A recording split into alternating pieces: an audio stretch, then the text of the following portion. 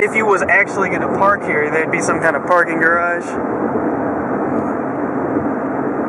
somewhere. And you'd be paying at least a good half of your bank account trying to park. Yeah, I ain't doing that. And then, hey, look at the trucks. Yeah. And mind you, that's not including the food that you got to pay for. No, To the Hall of Fame. Look at your dress. Shoes. It's pretty cool. Very cool. My hair's all straightened. Your hair is all straightened. I'll straighten it for you. Kaboom. You're looking beautiful. Yeah. So, gonna get some food. 50% chance of rain. It's looking bad out there. It is, but we're prepared. We're prepared.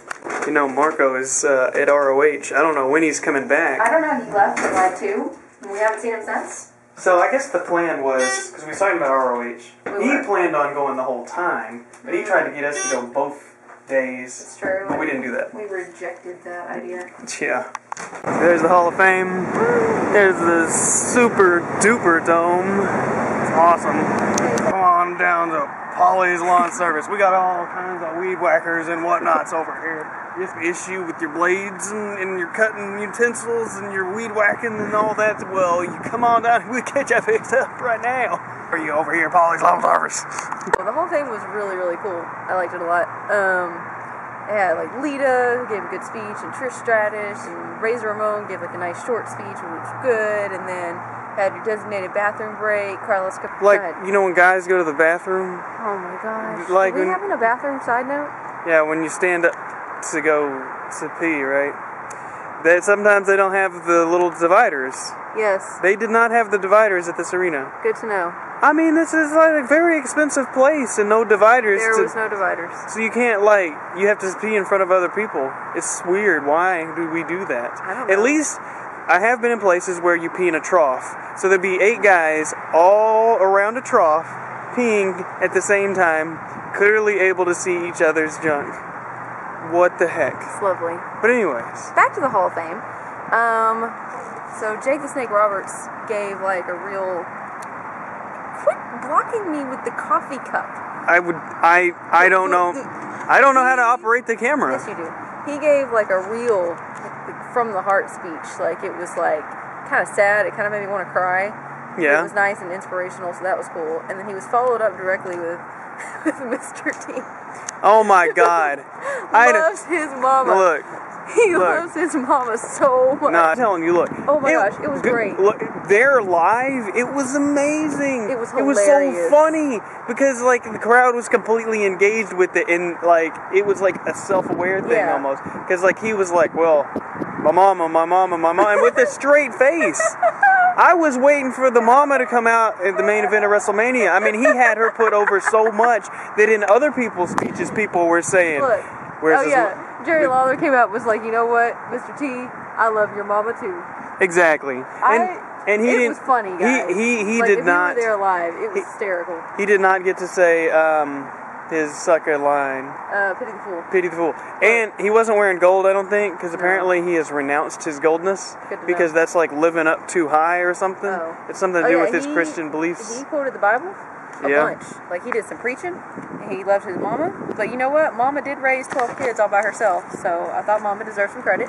And he kept talking about the girl who came back from Epipina or something. Yeah, he said Epitina, it's like 100 times. I don't know what that was. Look, you know when you get on stage and you're giving a speech and like somebody will heckle you or something, you know, it kind of makes you not want to go there, right? And you kind of move on. Right. Man, this guy stuck so true to his values. I gotta give credit on this. True. Because look, they was doing this thing where sometimes they'd show on the giant screen, they'd show the person, and then they'd go back to the logo, and everyone would boo. Because most of the time you couldn't see what was happening. Yes. So, when they did this transition, it was right when he said, we're going to say a prayer, and the whole arena goes, boo! But That's they weren't true. They weren't doing it. They were not booing the fact that he was praying.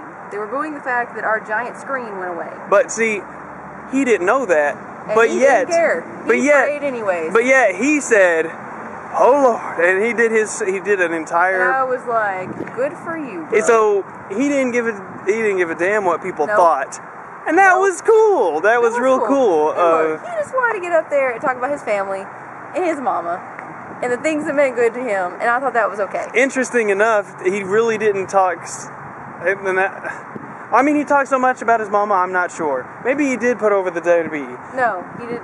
He said something, but I mean, he wasn't like, the WWE is the greatest thing ever. No, he was kind of like the WWE was great, and my time there was good, and I enjoyed it. But I did because of my mama. And my mama is a big part of my life. And without my mama, I would not be able to open up my own lawn. What is that? Equipment. Where? Oh, there's no cue. Yeah. Anyways, let's detract from the fact that Chronics can't fill in the missing letters. I'm sorry, but this is funny. Check this out. It says vacuums and blowers. Okay. So Kane actually had to come out and end Mr. T's speech. It was like when they played the music at the Oscars, but they sent Kane out with a fire. And I think that he probably had like 30 seconds left, but he was just like, oh, okay. I'm sorry. I'm gone. And then he left. That's like, you could have like said your catchphrase or wrapped it up. You didn't have to leave like right then, but I guess he was like, oh no, like I screwed up. Anyway. Well, I think, personally, I don't know what the times are. I was just the dude sitting in the arena. I thought Lita talked for like an hour. Lita talked for because Trish talked for an hour and then Lita talked for an hour. Because it's like she did like a whole podcast about her life. But she was the first one to go. So she set the tone for everybody else. And then freaking Razor Ramon. She brought props. Razor Ramon didn't get to talk for like 5 minutes. Hey, the time he had, he was right on point. He was great. Good but for the time he had. But if he had went, but Paul Bearer, the Undertaker came out. Cool. Undertaker came out in character, like he did the smoke and he paid homage. I bet he was crying. I bet he was crying for reals. But we're gonna get to see the Undertaker right there in the Mercedes-Benz. Cool. And then then the Ultimate Warrior came. I thought it was funny because the crowd Ultimate Warrior kept saying no, and the crowd kept going yes, yes, and he had no clue what that was. Like you could tell, he was just like, why do they keep doing that? He ended up saying later, he's like, I don't know, I obviously have been here in business way too long. 18 years or whatever. Yeah, but Ultimate Warrior talked forever. I don't care what anybody says. That stuff was great. It was good, but he talked forever. No, it was good. Like he talked about the DVD a lot. Mm-hmm. He was he admitted he was butthurt about it big time. He was butthurt. Still. But he walked out with his little daughters, which I thought was cute. He talked about his wife, so he was trying to like establish that he was a good person, I think. Linda McMahon did a good job introducing him. Hey, he's got to approve that because Yeah, but Linda McMahon did a good job introducing him. And he talked, like he said, he's heard about the DVD, that it was wrong. He said that he wants to make a Jimmy Espinoza award for the people that like the ring crew, which I actually think would be cool. But he said it like it was going to happen. Yeah, you know that nobody gave him authorization to do that. Exactly, but nobody. That's the Ultimate Warrior. That's right. That's what one thing I love about the Ultimate Warrior is he just says what he believes, and he doesn't care how much it's going to hurt him. And he said that he wished they'd get the F and F back in the title of the company, and that he can't believe that so-and-so got screwed over by the wildlife people. And I was like, I know you weren't supposed to say that. Edit. But he talked forever, and he said a bunch of curse words that I'm sure are going to be edited. He said a lot of curse words. He kind of did. He kind of did. Well, freaking Jake the Snake said he masturbated people's emotions. Well, that's not a cuss word, though. Well, I know. But it is very strange to say that, especially... Well, what I thought was weird about that is that he said that, and then he did that in his speech. Because it was a very emotional speech. He always does that, though. It's crazy. I don't know, what else? That's pretty much it, I think. Yeah. For the memorable type stuff. They had a Click reunion on stage, which that was cool. But yeah, Jake was cool. Really was pumped to see Razor. He looked amazing. Like he's in good shape. Yeah. And DDP came out and talked. Forever. Can you, man? I know you're not gonna believe this. Oh, Ultimate Warrior called him out on that too, by the way. Kevin Nash is getting slower. He's like, so. It's true. My friend. Yeah, Kevin Nash was really slow. Like, what is with that guy? Yeah, and I just thought it was funny because DDP did talk forever, and then he had two of his guys out there, and Ultimate Warrior was like, "Man, I thought I was watching the DDP yoga." I know he was railing on him. It was he can't help himself. If he feels something, he just says it. It's just funny. It's so funny. Hey, you should say who you guys got to meet today. Oh yeah, that was today. Man, today was so long. Absolutely. Well, I was out with my girlfriend, which apparently was a horrible mistake. Yeah. Not really. It was nice. I saw Byron Saxton. Didn't know who he was. I looked at him and I thought he was recognizable, but I couldn't place him. And then somebody's like, "Oh, that's Byron Saxton." I was like, "Oh." But Marco was like a laser beam. He's like, "My God, that's Ron Simmons," and he was with his family. And he went and I took a picture for him or whatever. That's right. And I got to shake his hand. I found my best friend's husband who was bachelor partying. Yeah, okay. Your best friend who lives in like the middle of Texas. Yes. Her husband was going to a bachelor party also in New Orleans, and we ran into each other. And you live in Little Rock, so, yep. So it was strange. What is the possibility? All right. So I got one more thing to say before we conclude this night. And that is that, Chronix and I, we went out of a room together with Marco Rose, right? So we've been hanging out together, sharing the room, which has been fine. Except for this one thing. We gotta talk to Marco Rose, because apparently we have been straight inducted into family status. Because that man is walking around in his boxer shorts, like, all the time. Look, this is him in the morning. He gets out of ironing board, he takes off his pants, he stands pantless at the ironing board, and irons his freaking t-shirts. I never seen nobody iron a t-shirt. Iron the t-shirt. That's old school. Iron the t-shirt and the pants all in his underwear this whole time in the underwear. He doesn't take his underwear off and iron the underwear, though. That's good. Thank goodness. He might. I wonder if he starches his underwear. I don't know. We're going to have to ask him. I wonder if he's at home, does he iron his underwear? I don't know. It seems like that would be damaging. You need some You need some softness going on there.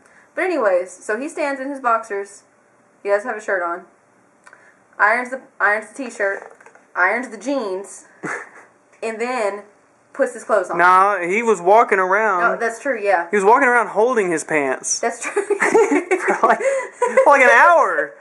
And then I was just like, well, look. His pants didn't come on until like, until he put his pants on, put his keys in, and then left. That's true. You know what I mean? Like, That's true. He was pantless for hours. And then I didn't even realize that he was just going to go straight to, like, I can just take my pants off status. Because, like, when we came in last night, we, like, walked in the door, and he instantly started pulling his pants off. And I was just like, what are you... I was like, can we make a video before you just, like, pull your jeans off? Like, what is happening right now? I mean, he just dropped his trousers. Straight up. Like, seriously, they were, like, halfway down. And he's like, oh, my bad.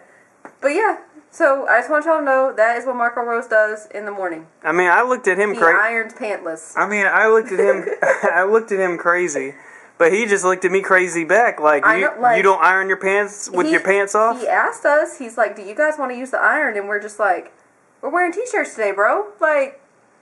Yeah, we're not doing all that. Yeah. I didn't iron nothing. No. You didn't even iron your suit. Well, I got... I mean, you got a nice little crease going. You got it. Yeah, because I took it to the dry cleaners. We did. Yeah, I let them do all that crap. I'm just saying. Yeah. And he thought we were weird for not... taking our pants off, I guess. Ironing. So, ladies, know this. That is what you will get.